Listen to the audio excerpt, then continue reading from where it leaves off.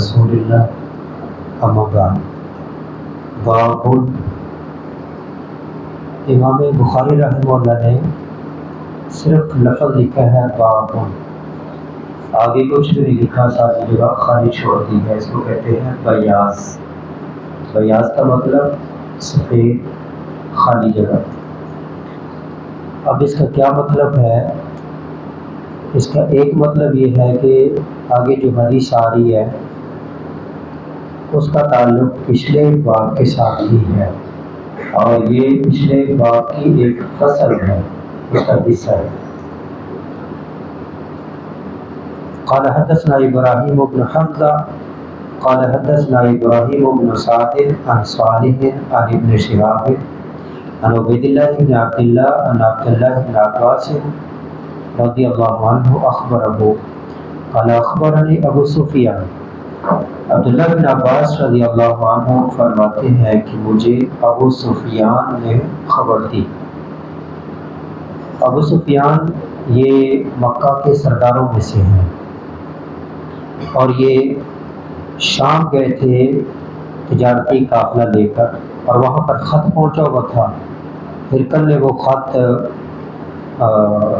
پڑھنے کے لیے اس قافلے کے افراد کو بلایا، اور پھر وہ خط پڑھا اور ان سے سوالات کیے تھے۔ ایک سوال یہ کیا تھا ان ہرقل قال له، ہرقل نے ابو سفیان کو کہا تھا۔ وہ 10-12 سوالات ہیں، ان کے جوابات وہ آپ پڑھ چکے۔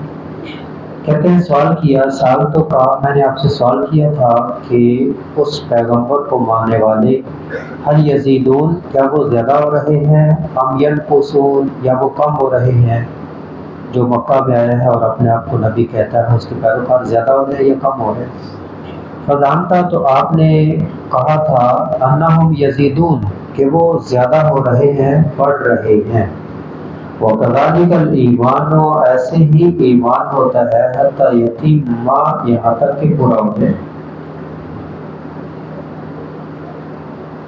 وَسَأَلْتُكَ، اور میں نے آپ سے سوال کیا تھا هَلْ يَرْتَدُّ أَحَدٌ، کیا مرتد ہوتا ہے ان میں سے کوئی ایک، سخطۃ لدینہ، اس کے دین کو ناپسند کرنے کی وجہ سے، سخطۃ ناپسند کرنے کی وجہ سے، بعد ان یدخل فی، اس میں داخل ہونے کے بعد۔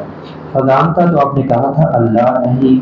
وکذلک الایمان، ایسے ہی ایمان ہوتا ہے حین تخالط، جب خلط ملط ہو جاتی ہے، مکس ہو جاتی ہے، داخل ہو جاتی ہے، بشاشتہ، اس کی رونق، القلوب، دلوں میں، تو لا یسخطہ احد، کوئی بھی اس کو ناپسند نہیں کرتا، اس سے ناراض نہیں ہوتا، اس کو ناپسند نہیں کرتا، اس کو ناگوار نہیں سمجھتا، بلکہ اس سے وہ خوشی ہی محسوس کرتا ہے۔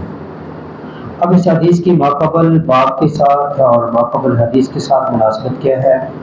اس میں لفظ ایک ایمان آیا ہے کہ جب ایمان آتا ہے تو وہ بڑھتا جاتا ہے، جب دل میں چلا جائے تو دل خوش ہو جاتا ہے، اس کی وجہ سے خوشی محسوس کرتا ہے۔ اور یہ بات ہو رہی ہے نبی صلی اللہ علیہ وسلم پر ایمان لانے والے لوگوں کے متعلق، جو ایمان لائے تھے آپ پر، مومن اور مسلمان ہوئے تھے، تو ان کے متعلق۔ اور پیچھے باب میں بات ہوئی تھی کہ جبریل امین آئے، انہوں نے 4 سوالات کیے، آپ صلی اللہ علیہ وسلم نے فرمایا کہ یہ تمہارے پاس آئے تمہیں تمہارا دین سکھانے کے لیے۔